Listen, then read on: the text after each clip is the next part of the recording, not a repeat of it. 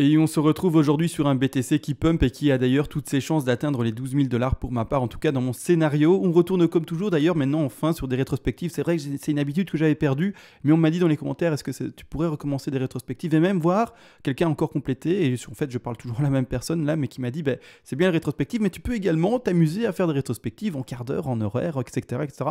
Donc pourquoi pas, vraiment, si c'est quelque chose qui a été important pour vous, je le refais sans le moindre souci. C'est-à-dire que dans l'analyse précédente, et d'ailleurs qui date de la nuit du 22, donc je sais pas, en ce moment j'enregistre de nuit, je sais pas pourquoi.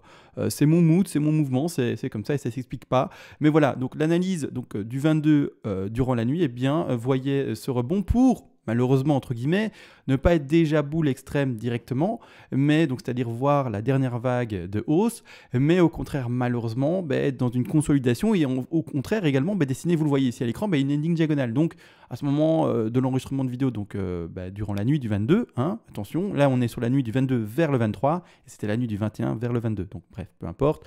C'est-à-dire que on voyait ici la fin de la une, tout à fait potentiel par rapport à la ABC qui a été cherchée à quelques microns près, finalement quelques pixels près, c'est 61,8 et par après le rebond. Alors bien entendu, pourquoi ça va monter pour ma part potentiellement jusqu'aux 12 000, etc. On va en parler durant cette vidéo.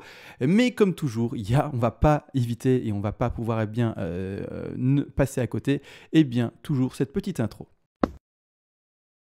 Et bonjour à tous, aujourd'hui très heureux de vous retrouver déjà presque à minuit sur le BTC face au dollar qu'on va analyser ensemble. Juste avant, merci aux personnes qui font des donations. Je suis obligé de le dire tout le temps, merci, parce que c'est ces personnes qui font des donations qui permettent en fait à la chaîne de durer si longtemps. Quelqu'un qui partage du temps, de la pédagogie, également finalement ses connaissances, ses plans de trading, plans d'investissement, enfin bref, quelqu'un qui partage quelque chose, c'est quelqu'un qui va continuer dans le temps si bien entendu il est récompensé pour cette dépense et ce partage de temps.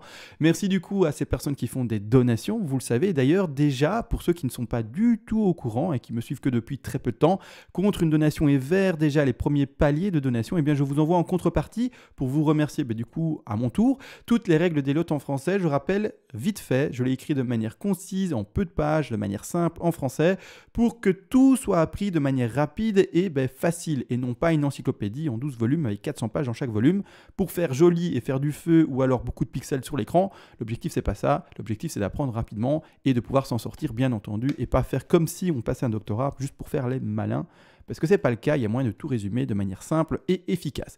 Ici on part directement dans l'analyse. Je rappelle vite le contexte global.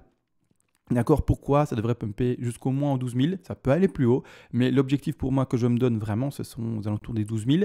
Pourquoi ici maintenant on s'attend d'ailleurs, ça se dessine, un petit pump comme on a vu d'ailleurs sur la rétrospective, parce qu'on est pour ma part dans ce décompte tout potentiel d'une ABC en flat, c'est-à-dire que, désolé pour tous les dessins, je vais vite remettre d'ailleurs des choses en retrait légèrement, parce qu'on ne va pas en parler aujourd'hui, les grandes figures, etc., on ne va pas en parler aujourd'hui, je pense, vraiment. Donc c'est-à-dire qu'en fait, on a ici donc une A, B et C en blanche à dessiner. Pour faire cette C en blanche, tout simplement, il faut le comprendre, il faut le faire en 5 vagues. Et je vois une ending diagonale. Donc ici, ending diagonale à dessiner, c'est-à-dire que du ABC partout. Et là maintenant, on est occupé de dessiner du ABC pour le moment, jusqu'à preuve du contraire et invalidation. On est en train de dessiner du ABC pour le moment partout. C'est-à-dire que, premièrement, l'objectif de B ici, ce sont les 123, d'accord, ça c'est tout à fait simple. Donc on le remet en place, on a été chercher pile poil les zones des 123.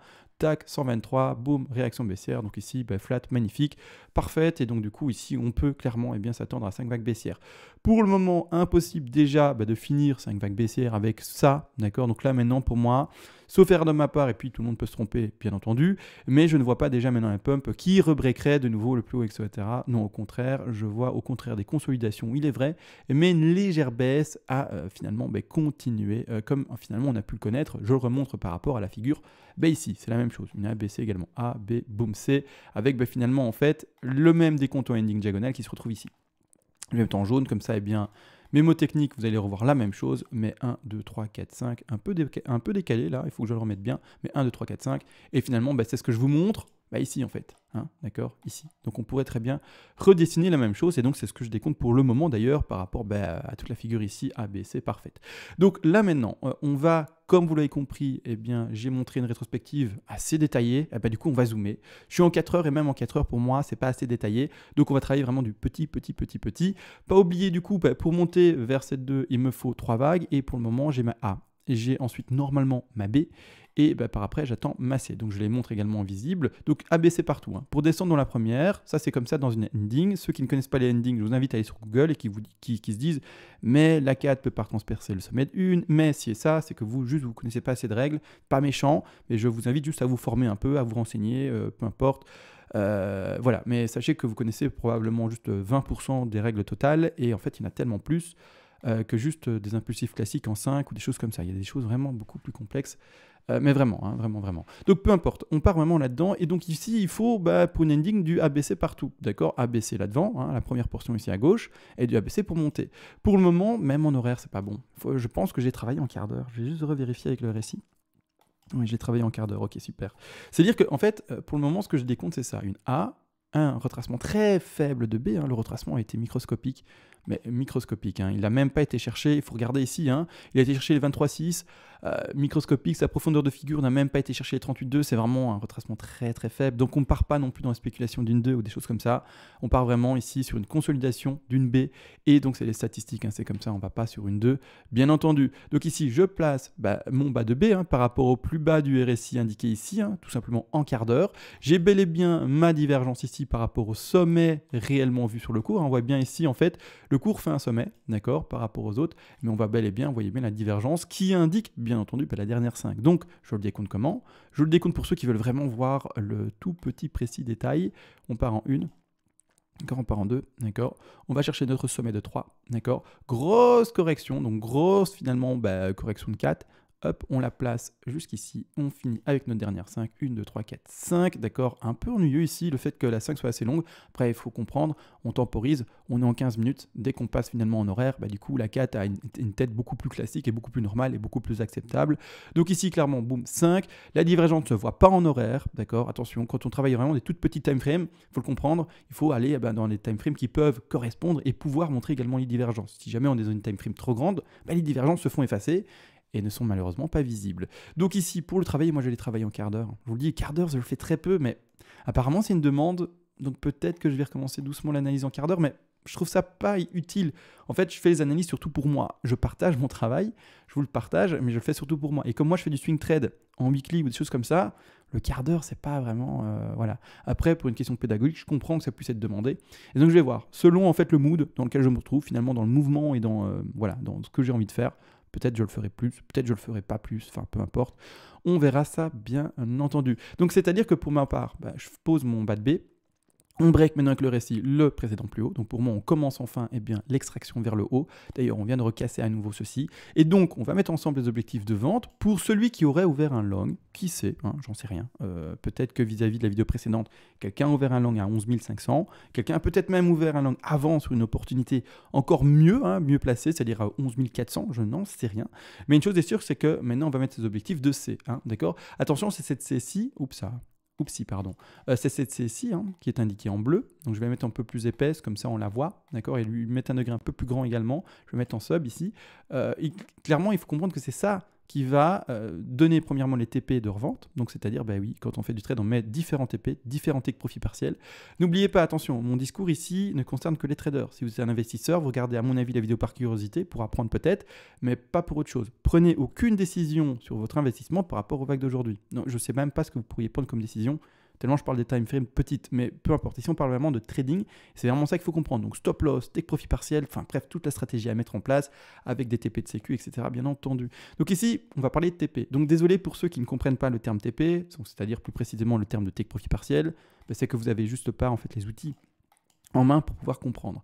Et donc juste un peu de temps, un peu d'information, un peu d'enseignement entre guillemets par vous-même et vous allez tout simplement comprendre par après mon discours.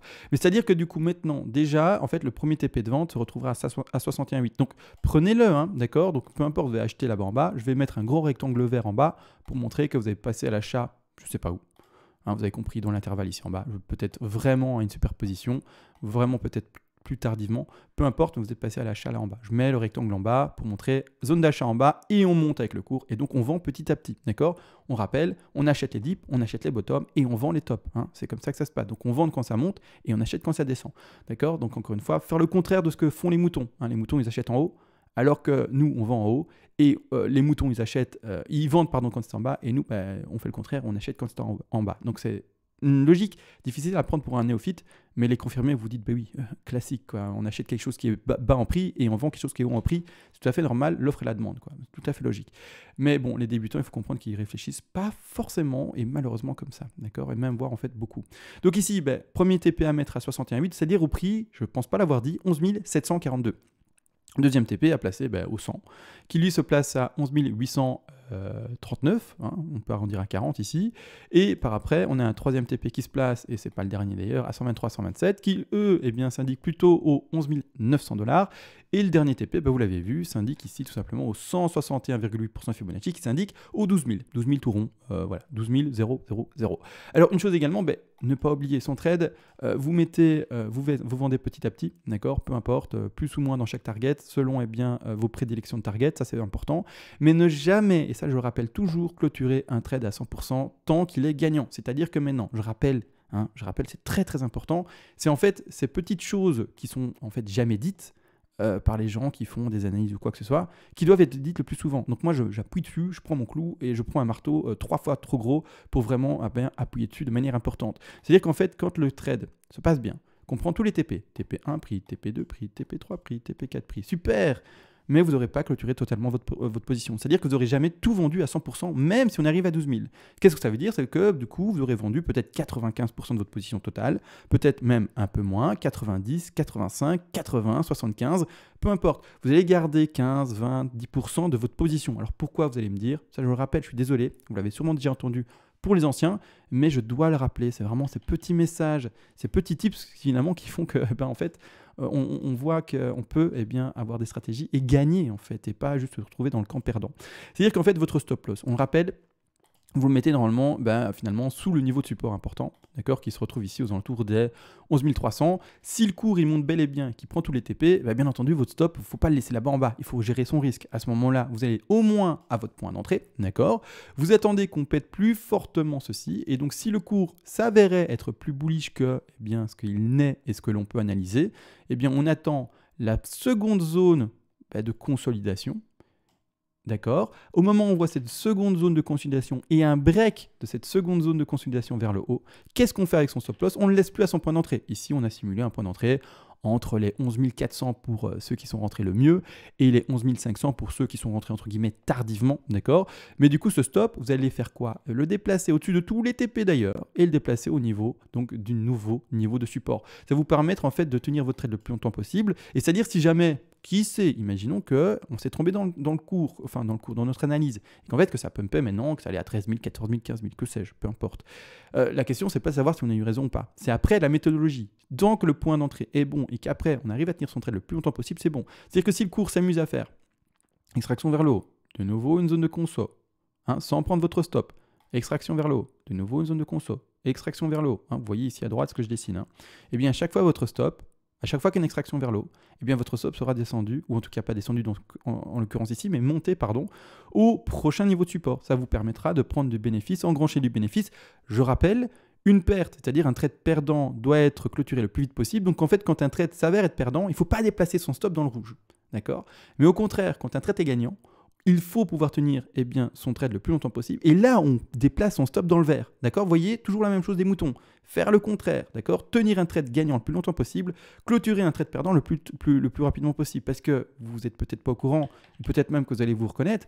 Mais il y a des gens qui se disent, j'ai trouvé un point d'achat propre. Je vais un peu nettoyer ça, attendez. Du retrait en arrière, voilà, super. Il y a des gens qui se disent, j'ai trouvé un endroit, un point d'entrée propre, malgré tout, si le cours écrase un peu ce point d'entrée là, en fait ce que je vais faire mon stop qui a été par exemple initialement posé à 11 367, en fait quand ils voient par exemple le cours qui descend, et ils se disent, mais je veux tenir ce trade, il est beau le point d'entrée, je ne sais pas, qu'est-ce qu'ils vont faire? Par peur en fait de se faire prendre son stop, ils vont le descendre. Mais du coup, comme dit, c'est pas ce qu'il faut faire. Et donc, quand ils vont continuer à voir le cours descendre, ils vont avoir peur d'être sortis du trade. Ils seront en négatif déjà, mais ce qu'ils vont faire, et c'est ça qui est fou, mais c'est vraiment ce que j'essaye d'expliquer, de ne pas faire, c'est de nouveau déplacer son stop dans le rouge. Non, d'accord? Quand le trade est perdant, on ne fait pas ça, hein, on ne fait pas ça. Au contraire de monter son stop quand on est dans le vert et qu'on a des niveaux de support qui sont à chaque fois cassés. Donc, c'est ce que j'explique. Un trade perdant, clôturez vite. Un trade gagnant, tenu le plus longtemps possible. Ça, c'est petit tips, mais ça vaut de l'or, hein, je vous le dis, hein. Il y a très peu de monde qui explique ça, voire je ne sais pas qui explique ça à part moi. Ça vaut de l'or et c'est quelque chose qu'il faut comprendre, d'accord? Méthodologie de trading, et c'est comme ça qu'on gagne sur du long terme. C'est pas autrement, d'accord? C'est en favorisant les gains et au contraire en négligeant, du coup, en mettant de côté les pertes, d'accord? Donc là, tout a été dit sur une analyse, vous l'aurez compris, en horaire quart d'heure. Bon, c'est pas mon exercice, ou en tout cas, c'est un exercice que j'avais arrêté de faire parce que finalement, ça demandait beaucoup de travail. Ça demande du coup plus de vidéos, hein, ça demande parfois 2 vidéos par jour, une vidéo entre guillemets globale, comme je l'ai fait durant la nuit précédente, et une vidéo en quart d'heure, c'est quelque chose de plus précis. Bon, à voir si je vais continuer l'exercice, je sais pas. Je vous le dis, c'est mon feeling, c'est moi qui vais décider. Peu importe ce que vous disiez dans les commentaires, je vous dis, je fais ce que j'aime bien. Et si vraiment je me sens à le faire plus souvent, je le ferai plus souvent. Si eh bien, je me prends à le faire moins souvent, eh bien, je le ferai moins souvent. D'accord? Donc ça, là-dessus, c'est vu. Maintenant, tout a été réellement vu en quart d'heure. La vidéo, c'était ça, son axe. C'était vraiment ça, vraiment de l'analyse assez précise. Donc, je vais vous laisser. Moi, je vais aller me coucher, hein. Il est minuit et quelques là. Donc, voilà. Sur ce, bonne nuit à tous. Voire peut-être bon matin à vous si vous voyez la vidéo en matinée. Sur ce, on se voit à la prochaine vidéo du BTC qui, elle, devrait, elle, s'exprimer du coup en time frame plus grande. Vous l'aurez compris. Bonne nuit et ciao.